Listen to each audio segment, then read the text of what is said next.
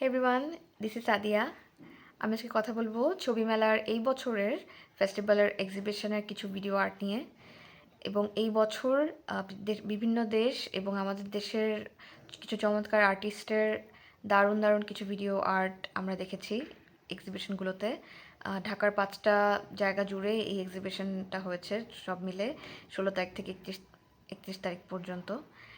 এবং আমরা যেই ভিডিও আর্টগুলো দেখেছি এই কয়দিন ঘুরে ঘুরে, সেগুলো নিয়ে কিছু কথা বলবো। So what is video art? Video art is an art form relies on using video technology as a visual and audio album. So এই বছর ছবি মেলার ইন্টারন্যাশনাল ফেস্টিভ্যাল অফ ফটোগ্রাফি বাংলাদেশের ইভেন্টে আমরা কিছু চমৎকার ভিডিও আর্ট দেখতে পাই কিছু আর্টিস্টের। তার মধ্যে এটা ছিল বেসিক্যালি অডিও বেসড এবং এটা ছিল পুলক কে সরকার নামে একজন আর্টিস্টের। এই এক্সিবিশনটার নাম ছিল the wall that refuse to fall. এবং এখানে আমরা মূলত ঢাকার করাইল বস্তির মানুষজন যারা থাকে ওখানে তাদের কিছু কথোপকথন শুনতে পাই। এবং এই আর্টটা যখন আমরা দেখছিলাম তার কন্টিনিউয়াসলি আমাদের কানে সেই সব মানুষদের কথাবার্তা কানে আসছিল এবং এটা আমাদের ভেতরে এক ধরনের ডিস্টারবেন্স ক্রিয়েট করে সবসময়, যে তাদের যে দুঃখ, তাদের কষ্টের কথা তারা হচ্ছে এটার মাধ্যমে আমরা শুনতে পেয়েছি।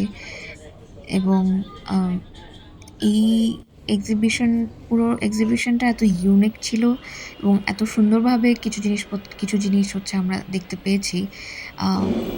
কিছু ক্রস বর্ডার কিছু নিয়ে কিছু সমস্যা নিয়ে, ইন্টারন্যাশনাল বিভিন্ন ইস্যুস নিয়ে বিভিন্ন আর্টিস্টরা এই ভিডিও আর্টগুলো বানিয়েছে এবং এত সাটেল ওয়েতে তারা এই জিনিসগুলো তাদের ভিডিও আর্টের মাধ্যমে দেখিয়েছে। যেমন এই ভিডিও আর্টটা ছিল একজন বিদেশি আর্টিস্টের, তার নাম বানি আবিদি, এবং তার এই ভিডিও আর্টটা ছিল কিছু ব্যক্তিদের নিয়ে যারা একটা সময় ডিসঅ্যাপিয়ার হয়ে যায়, কিন্তু ডিসঅ্যাপিয়ার হওয়ার আগ পর্যন্ত যারা বেসিক্যালি কথা বলে গেছে, যারা বিভিন্ন জায়গায় পত্রিকায় লিখেছে তাদের কথা, তাদের অধিকার, তাদের বিভিন্ন কিছু নিয়ে।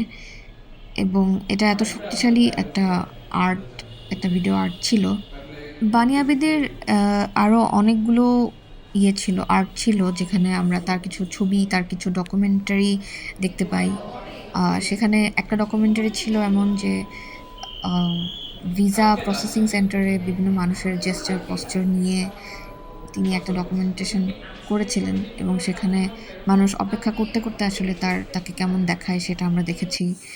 এবং বিভিন্ন বিভিন্ন দেশের বিভিন্ন জেন্ডার ইস্যু, বিভিন্ন ধরনের প্রবলেম, নানান কিছু হচ্ছে আমরা এই ভিডিও আর্টগুলোর মাধ্যমে আমরা দেখতে পেয়েছি। এবং সেগুলো কোনো না কোনোভাবে আমাদের কাছে কনসার্নিং, আমাদের কাছে অ্যালার্মিং মনে হয়েছে অনেক ইস্যু।